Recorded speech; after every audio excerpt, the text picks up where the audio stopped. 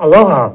Welcome to ThinkTech Hawaii's Education Movers, Shakers, and Reformers, interviews with people who have special insights into education from early ed all the way through adult learning through life.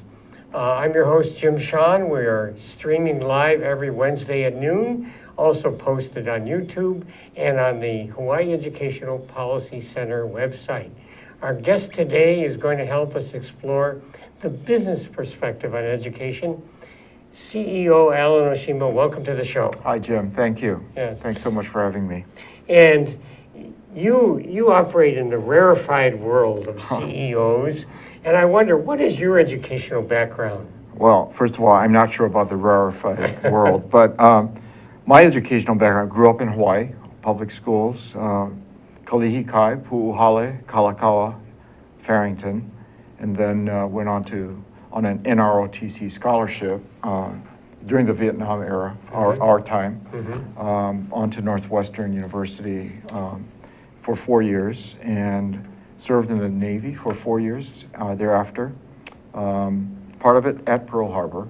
The longest period was probably in San Diego at the end of my 4-year stint, and then went on to law school at University of California, Hastings in San Francisco. So that's my educational background. Okay, did the Navy train you in certain disciplines? Other than yes sir, no sir? Yes, no, yes. The military in general, I think, is a very good background.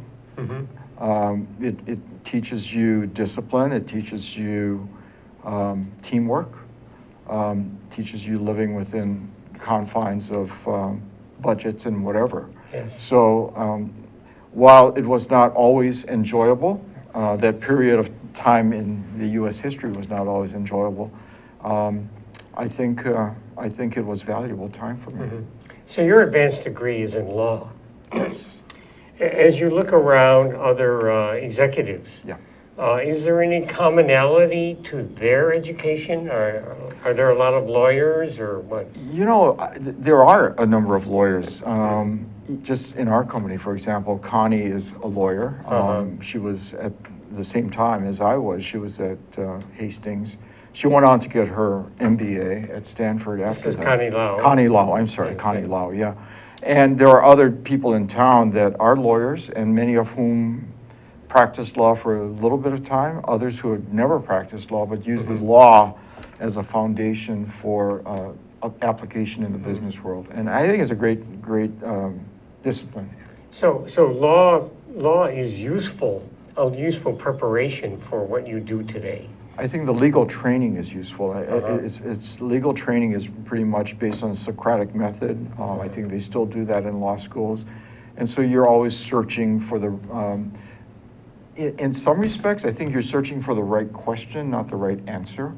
And that's very useful in application for common issues that come up before you in business, in life. So it's a way of approaching problem solving. I see. So you are CEO of a company that uses a lot of technology, yes. Right? You know, so one of the questions that we're always asking is, are our local institutions, primarily University of Hawaii and others, producing, I hate to use that word for people, but generating highly qualified graduates in the kinds of areas that a technology-driven company is looking for? Yes, and the answer is yes. I think our university does a great job. I think our schools, whether public or private, are doing very good jobs. Despite some of the other kinds of statistics you see, there are always good people coming out of our education system. And 40% of our employees are from the University of Hawaii, for example, with advanced degrees or college or advanced degrees. And they are very, very smart, very qualified, very competent people. And so the answer is yes. I think as the company evolves, however, we're going through a transformation, and all of our employees are transforming at the same time. So I can get into that a little later, but to your question, yes, we have a high regard for College of Engineering, other schools at the University of Hawaii, and by the way, at HPU and Chaminade as well, BYU Hawaii. And our public schools are doing a good job, as are our private schools. So you're very positive about our educational pipeline. I am. Because I put the emphasis on education on the whole child and not just the school they went to. So I do feel there's a very big component of family obligation and responsibility and exposure to other things besides what's taught in the classroom. And a well-rounded education for any child has to be that ability to adapt. And right now, more collaboration, communication skills. Common Core, as you know, is diving deeper and not just getting the right answer, but how do you get to it?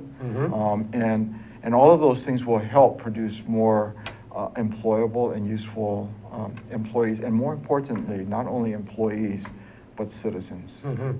So, I have seen you hanging around the legislature for many years. Not really. So as a business executive, you've been drawn to this world of education. Yeah. Well, what has drawn you in, Okay. in a way that maybe others haven't been? And by the way, when you see me hanging around the legislature, most of the time it was around education That's issues. right, that's what I And meant. not business issues. But what draws me to that is really we're children of the 60s. And I think the firm belief that our society is dependent on an informed citizenry and equitable access to what you need. And as a nation of immigrants, being able to produce out of the first generation, second and third generations that will have the same values, retain their ethnic values, but also retain the core values of America. And so, to me, public education is the key. And that's why we have a public education system in the United States that's different than many countries that are more homogeneous. It's really to produce good, well-rounded citizens from a very diverse group of people that we continue to get, but that we're all aligned with our values of our country and what keeps us strong. Now, particularly on the mainland, the push for many decades by business leaders really has been a kind of competition that they wanted to foster in public education, a kind of more private sector model or something. How do you see this as a business leader from here? Well, I think some of that does work, but I think there is already competition. I mean, people have pride. So, I mean, whether you're in it for money or just doing well, you see our public schools even now, they have a great deal of pride and doing better is always something that they all strive for. And the strive for excellence, I think, is there. So I don't know that you need artificial ways to prod people to get there. I do think sometimes they work. I know that in some environments where, for example, in New Orleans, where many of their schools have now gone charter, and they are competing for student enrollment. So if you drive around New Orleans at various times, you'll see signs promoting a various charter school. That's fine. They're marketing themselves. They're marketing themselves because with students come dollars and sustainability. I think some of that thinking is good, and I think we already have it even within our schools. But as I look at the whole educational system, what's more important than that is really looking at the whole child and how we're delivering what is needed to develop the whole child. I know you've got a music background. Science and technology is very important to us. But as we look at who we need in a company that's very science, technology, innovation driven, one common element that we need from all of our employees is communication skills. Communication skills. And when someone is hired, is there a good way to evaluate someone? I mean, are they coward in an interview, and how will you know, or can you nurture that? I think there are some indicators, right, in the interview process or looking at the background of a person. And I think more important is that what we have as families to start developing our kids from early on, because early childhood is just so important to the outcomes. But building into the family structure how important it is to be able to communicate effectively. It's not only at the schools, right? Yes. I mean, you can't put all of the burden at the schools. The family plays such an important role, and not only the family, the neighborhood, friends, relatives. So if we really want to develop a good core of very effective, productive citizens and employees, I think it's everybody's job. And I know one program that is, it's not of the schools, but it involves them, is the Speech League. Yep. And I don't know if you have been, but I have been a judge in that, and just amazed at the teenager in the back of the car. What'd you do today? Nothing. But they stand up and oh my goodness, they're and at different ages and development, and boys and girls also develop at a different emotional rate. There are different techniques to draw things out of our keiki, but what's really, really important is being able to develop a core group of individuals who feel comfortable being able to express themselves. I see, and work as a team. Yeah, and then using that in terms of getting to a result. Yeah. So when you bring people into your company, right, they have gone through a lot of education where all evaluation is individual. The test, the whatever. If you share information, you're cheating, right? Now you come to a company that wants you to work as a team. Do you have to actually sort of train them in teamness? Well, I think it depends on the demographics. So those who were there for a long time were trained in a different way. And it's not only training that they received in the educational process, but also in the organizational process. So many companies in the past were more command and control top down. And what you're finding now is to be really effective, you really have to empower everyone to be able to be a part of the solution. So getting people to feel that they have to be self-directed rather than just directed to do things, and really collaborating with others within the company and the community, and in our case, our customers, is the big challenge. I think that can be trained, not trained, but can be instilled in people. And I think the best way to do it is to by example.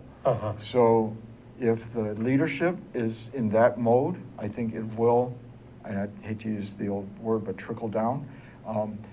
There's also the ability to build it up from the bottom. So I think what you need is from both, and to converge in the middle so that you really have a very effective organization. So it does sound to me that institutional management crosses over into public as well. I mean, there are lessons that you are and others are learning about nurturing this team communication that government might benefit from, yes?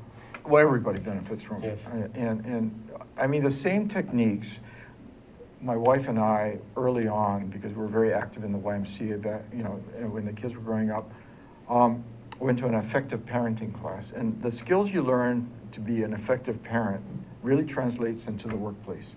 And it translates to everyday life. So, I mean, it's the same skills, but you have to be able to use it. And sometimes we don't ask people to use those skills. Fascinating. We're talking with Alan Oshima about a business perspective on education. We'll be back in 1 minute. Aloha, my name is Josh Green. I'm a senator from the Big Island and ER physician. Every other Tuesday, I get to host a show here on the ThinkTech program about healthcare. We call it Healthcare in Hawaii. It's really enjoyable for me to bring other healthcare leaders from around the state to talk about our pressing issues.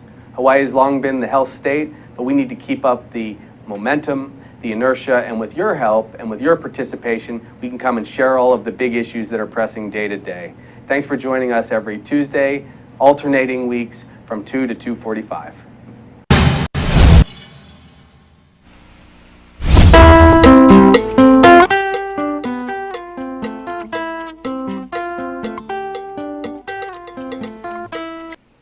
Aloha, how you doing? I'm Gordo the Tech Czar here on ThinkTech Hawaii, where we co-host Hibachi Talk, where we talk about technology and bring in all kinds of cool guests. Also, my co-host with me today is Andrew the security guy. Thanks for watching. Thanks for watching ThinkTech Hawaii, and thanks for watching Hibachi Talk. We also have Angus. And you there, lad. It's Angus. I bring in all kinds of wee things. Oh, look, you see my lips moving. Welcome back to ThinkTech Hawaii's Education Movers, Shakers, and Reformers. We're talking with business CEO Alan Oshima about business's perspective on education. And I wanted to ask you, you have been involved in Hawaii's delegation to something called the Education Commission of the States. Can you talk a little bit about what it is and how you got into it? Yeah, Education Commission of the States consists of delegations from every state in the union, and really to exchange best practices, ideas, trends. And I'm kind of like an at-large member because the head of the Department of Education is on it, the governor of each state, and then there are people like me, Jan Musto, Joan Husted presently, and others serve on the 6-member commission from the state. We've really got a very strong, in my mind, very strong delegation from Hawaii who are so committed to improving public education. And there are others from Hawaii that are involved, the chairs of our Senate Education Committee and House Education Committee. So in the past it was Jill Takuda, now it will be Michelle Kidani from the Senate and Roy Takumi from the House. And Roy is enjoying the additional job of he was the vice chairman of the commission last year, and now he'll be head of the nominating committee. So Roy is a position of leadership among all the 50 states and is doing a great job. It's wonderful being at Education Commission of the States because we are exposed to some of the leading edge discussion topics in education. We've heard from Sandra Day O'Connor on civics education. We've heard from Khan Academy, Salman Khan, on how he founded the Khan Academy, how it can be used, and what are its limitations. So it's really some really good stuff that we get at education. We're able to bring it back and have those discussions. So here you are in business, you're selected. I don't know, how many times have you gone to these? When did you start? I think 4 years. 4 years, okay. Governor Abercrombie appointed me, and I'm very happy that he did. I'm honored to serve in this position. So you go to your first ECS convention. Yeah. What is your impression of who's there, what they're doing? Did they surprise you? What? Yeah, a little bit of surprise just at how many commissioners have been commissioners for a long time. And there's a great camaraderie among the delegations, and you were there this year, and you can see some of the other delegations gravitating to Hawaii, for example. Yes. Sit down, talk story, have coffee, whatever. But, you know, I was personally very interested in one-to-one digital education, and so I was able to attend some workshops on that, and our foundation at HEI was then able to give a $300,000 grant to start up a program at Cal Elementary and Middle School. And so there are things that I can bring back, and I'm very impressed with the level of discussion and the breadth of discussion, going all the way to childhood, early childhood, all the way up to post-high school kinds of issues. I see. So the commission now it's really a forum to discuss and bring people together, and it's probably even more useful that there's a delegation of influentials even who come back and continue that discussion locally. Yes. And it also gives us a method to kind of compare what we're doing in our state versus what we're hearing from other states. So it's really good. This last meeting we had that Kathy Matayoshi was able to join us, Michelle Kidani was there, and as was Roy Takumi, of course. But getting that exposure, and also having other people hear about what we're doing in Hawaii, I think is very valuable. Yes, and so that the commission itself is. Do you feel that it's kind of unifying a national discussion as well, or there's so many, Common Core yes, Common Core no. But I was also interested in a couple of the things you mentioned that the commission had focused on: early education, civic education. As you look at what they're presenting, right? And you come back here. What is your thoughts about those priorities as they're playing out in Hawaii? Actually, Hawaii actually has a pretty good civics education built into the curriculum. As part of the HSBA, Hawaii State Bar Association, we were also looking at some of those issues because Chief Justice Moon was really, really keen on getting more civics education in the classroom. We're pretty good. We can be better. There's some, Sandra Day O'Connor, of course, has her online kinds of things that are open for free for teachers to use. Early education, I think we have a ways to go. I think we're having the right conversations. We just need to move it farther, faster, because it's so critical. Yes. I'll be going in October with some other, some business leaders to a conference in New York on early education, and hope to be able to bring back and talk story with other people in the around the table. Well, as you know, early ed can be expensive. Yes. About $6,000 to $8,000 per family per child. The likelihood of us having a lot of public money right now is rather, probably not going to happen in the near term. So I was wondering about whether or not businesses are beginning to say, you know, in order to make this available and to make us an attractive employer, we're going to set up an in-house or next door, you know, child care center for 4-year-olds or whatever. Is that something that is part of the discussion yet? I think it has to be a part of the discussion, but you know, there are a lot of issues that come with anything like that because we do have private providers who do a good job. We don't want to interfere with private providers of service or public providers of service. In my mind, I think there are some things that can thread that needle. As I look at the baby boomer generation now getting either retiring or moving on to retirement, I've expressed this before, with everything we have in the company, I'm not sure I'm moving it fast enough, but I would love to have training sessions for our workforce on how to be a good child educator. Because many of our afterlife, after work life, is babysitting for their grandkids, is watching out for the grandkids. And nobody's trained to do that.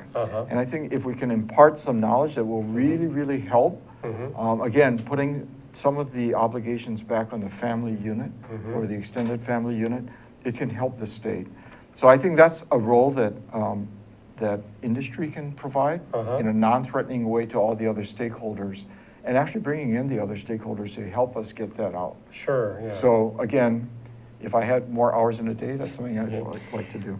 Is there a forum or an arena where other major economic sectors, tourism and others, could have or do have that discussion about how they, as sort of corporate employers, might have to step up to the plate to ensure that this next generation of 4-year-olds comes ready to learn? Yeah, I think that discussion is being held. Hawaii Business Roundtable, that's one of its priorities, is you know, education, and it does a really good job. So, for example, from time to time, when teacher evaluations were starting, Business Roundtable came to each of the companies and said, can you donate X dollars so that we can get iPads for the principals so they can do the evaluations? And we all came up and stepped up and got it done.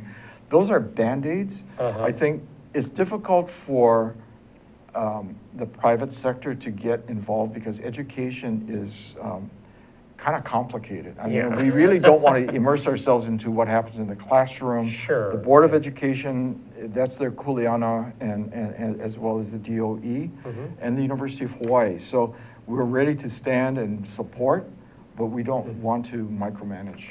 Now, we have been talking a lot about K-12, but you do have the University of Hawaii, which is generating graduates, which you talked a little bit about, but do you see the university as effective as it could be in bringing together these groups and actually nurturing a different corporate culture that can help with the solution?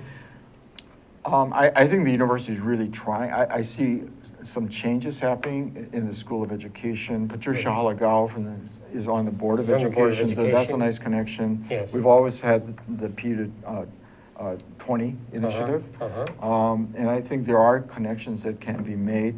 I think we can do better, but that's easy for me to say because I've got my other full-time job and I'm Right, just right. kind of an observer and I don't know all the intricacies of getting it done. A lot of good people are really trying. I think we're making progress. But if we can, at some point, really pull it all together, it will be very powerful. Now, one of the buzzwords that both at lower and higher education is STEM. Yes. Science, technology, engineering, and math, Mhm. which is usually meant science or technology or engineering or math. But our DOE actually has a comprehensive, multidisciplinary, it's all part of one thing. Do you have any thoughts about how STEM is nurtured, talked about, understood from maybe an employer's perspective? Well, our company really supports a lot of the STEM extracurricular things, right? You know, robotics and STEM education. We spend, we donate, you know, hundreds of thousands of dollars to support those every year because we do feel it's an important part of having a citizenry that can respond to today's needs. But I will also say that when we help jumpstart digital learning at the elementary school, and we went to observe what is happening, my experience was so totally different from what I expected. Really? When you have the laptops and the teachers are trained on how to incorporate that in the learning environment, I thought, oh, if kids are on their computer, they're going to be very isolated, they're going to be very individual, they're not going to be working in teams. Just the opposite. And they were using technology to actually excite kids to work in teams, come up with answers collectively. There was no wrong answer. And, you know, local kids don't like to stand out. So at least when I was growing up, nobody was raising their hands to give the answer. The classrooms I was observing in KL, everybody was raising their hands. They wanted to participate because they're all going to the same goal. And the other thing that I like about some of the digital learning is it's competency-based. So you don't move on until you actually get it.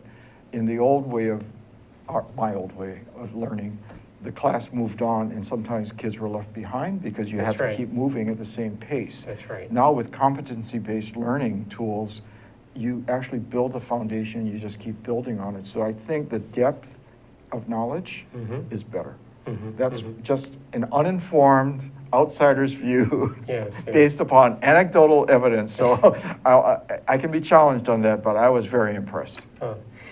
You know, a couple of years ago, someone wrote a book on how newcomers coming to Hawaii viewed the public schools. And being totally ignorant, they had a very negative view of that. Do you think that's true of the business community as a whole, that there's this mythological or not view that the public schools are just not?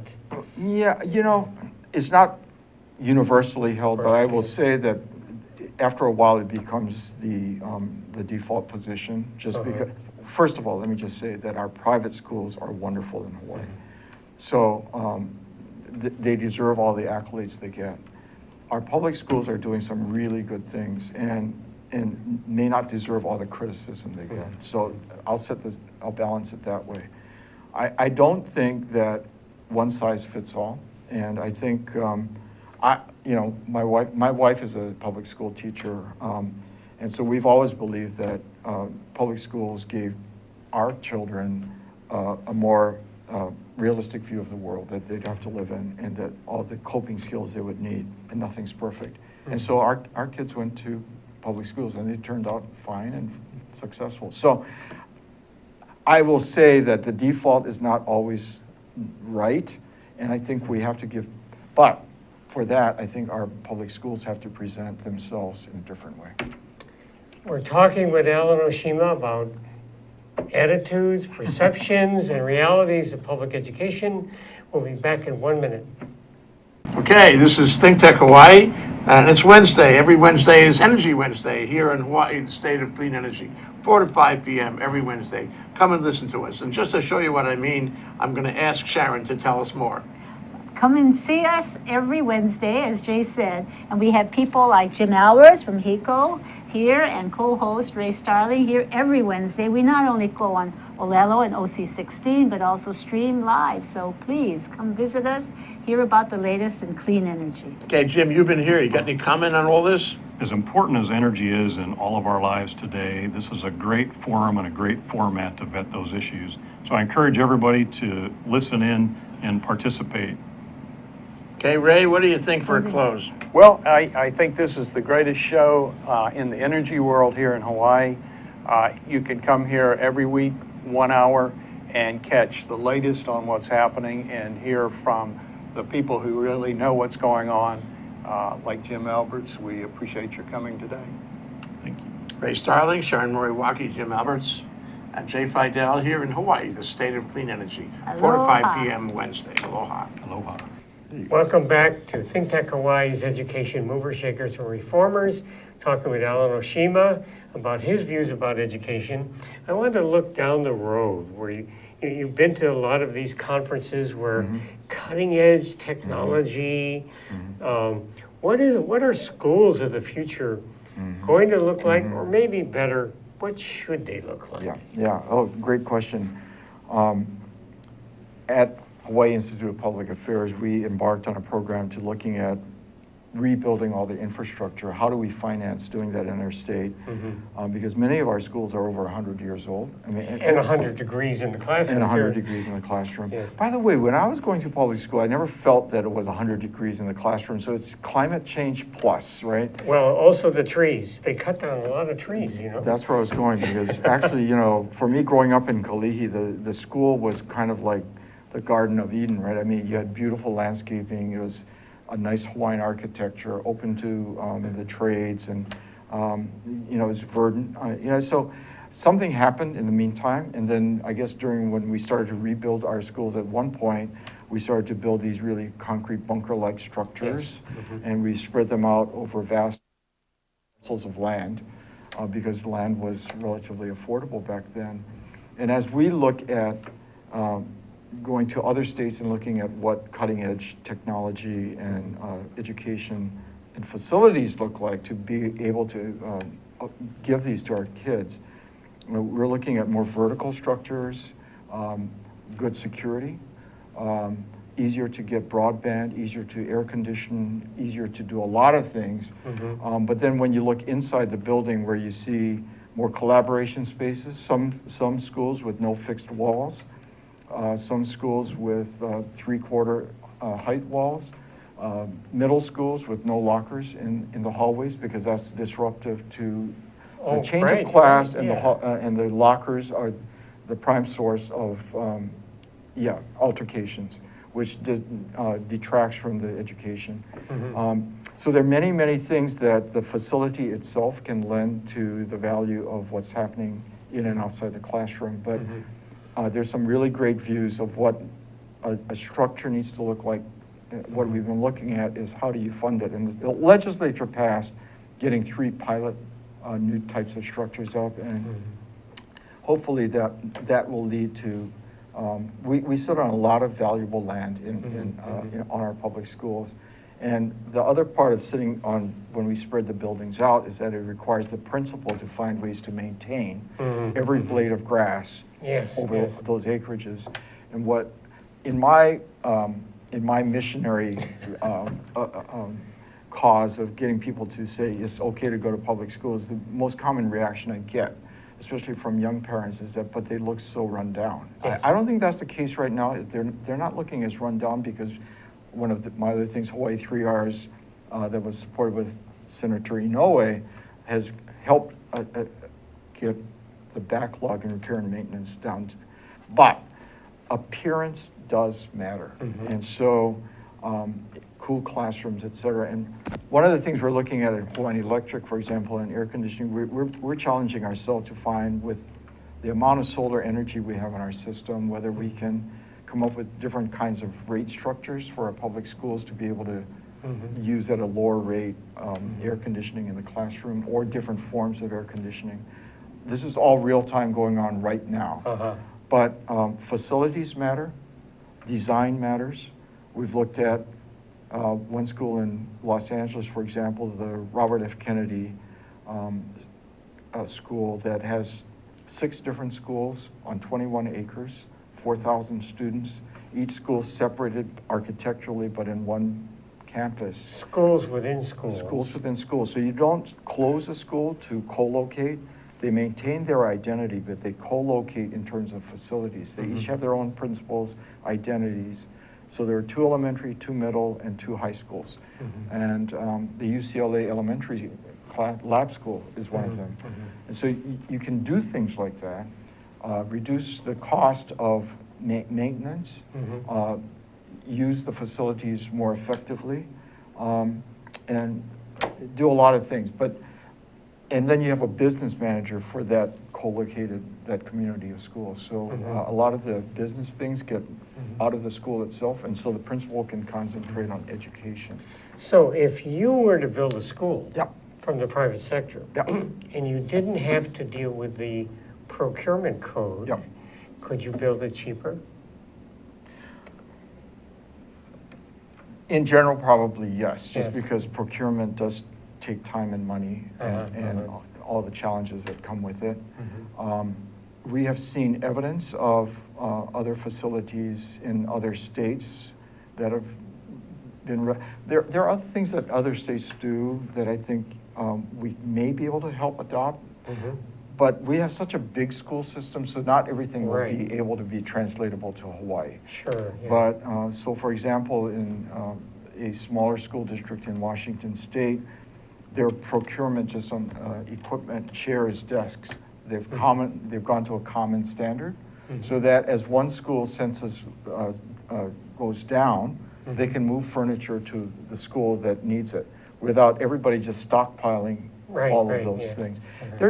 These are common sense things. It's more difficult to put in place when you have separate business units. Sure. So I think the transformation we're going through at Hawaiian Electric, we're looking at a one company initiative for all islands to operate similarly, purchasing power, et cetera. I think that can translate to a lot of organizations, and easier said than done, but it's an aspirational goal that we probably should. And we don't get there if we just stay with our heads down looking at what we are. Sure. We have to look outward and see what else is happening and what other schools are being able to offer in terms of facilities, equipment, et cetera. Now, many schools, their school day ends, and I'm not talking about elementary, I'm talking about middle and high school in particular. It ends in the middle of the afternoon. And there's all kinds of reasons for that.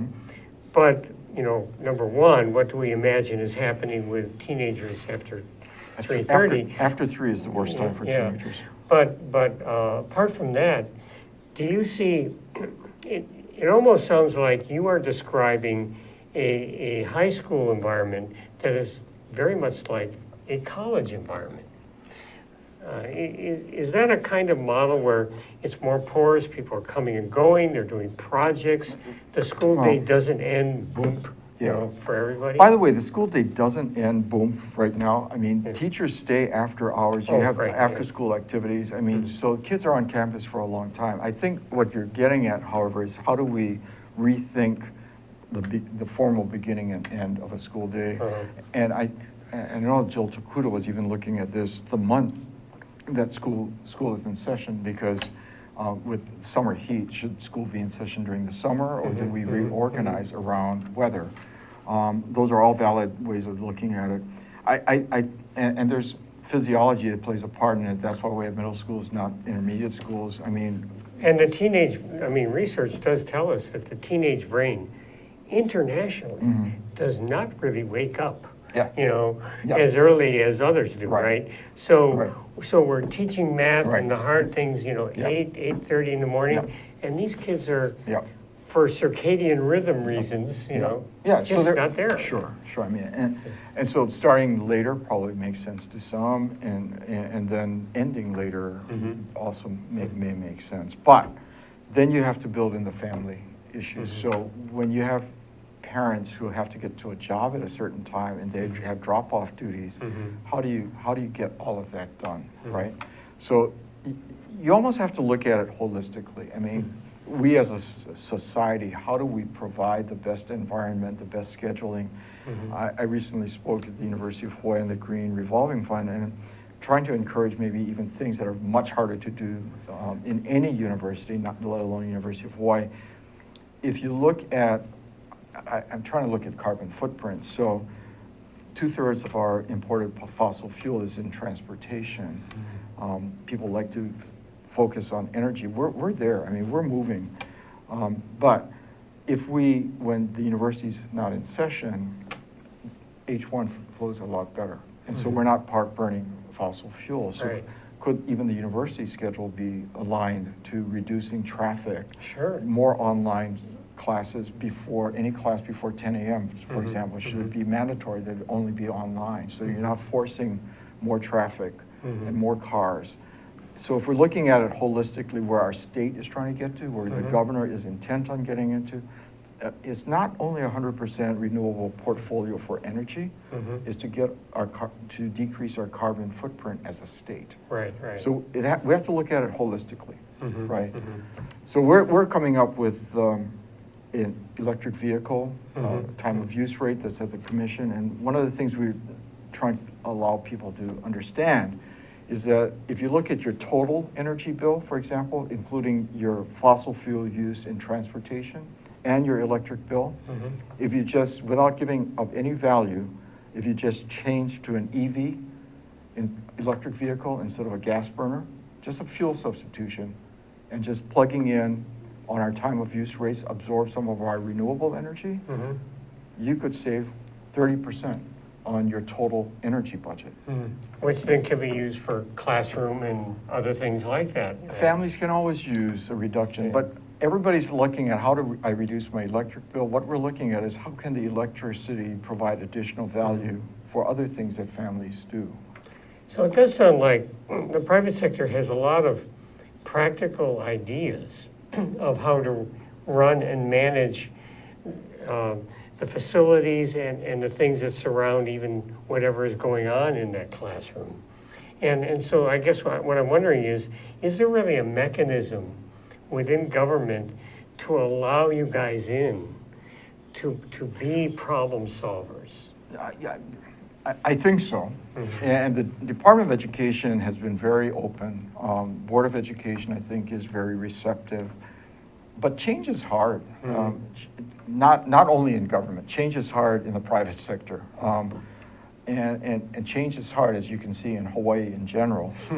So I just think that people, the more we talk about it and the more we can break down walls and see how we can all work together for a bigger whole, then I think we'll get there. But as long as people are just kind of protecting their own, I've done it this way all the time, I know how to do it, therefore I want to do it this way, then it's really hard. We've been talking with Alan Oshima, who is an expert in breaking down walls, helping people communicate better, and bringing this society together to solve real problems. Thank you very much. Thank you. We'll be back next week with another interview on education movers, shakers, and reformers. Aloha.